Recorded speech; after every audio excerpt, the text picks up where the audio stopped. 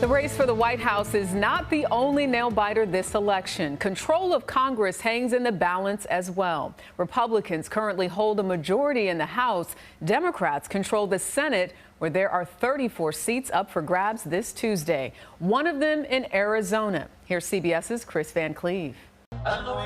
Saddle up in battleground Arizona. The final push to get people to the polls had Congressman Ruben Gallego at a rodeo in Phoenix, hoping to lasso undecided Latino voters.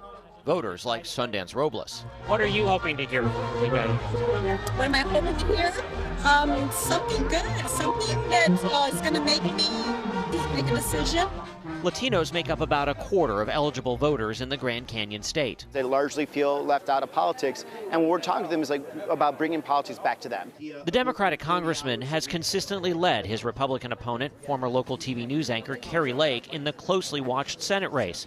Even as Vice President Kamala Harris finds herself narrowly trailing former President Donald Trump here. What are you doing here that your message is resonating that hers is not? What are you doing differently? So a lot of these Republicans are crossing over to support me because they've known me, they work for me, and they just don't like the extremism of Kari Lake. There is also the fact that I am a Latino Marine. Is there something you think she could do here in Arizona to help her case? Continue emphasizing two things. Number one, her economic plan. Also talk about January 6th. Latino men are very patriotic. They understand what happened on January 6th. Lake, a MAGA firebrand, has focused on inflation and immigration. We are at ground zero for the border crisis with an open border.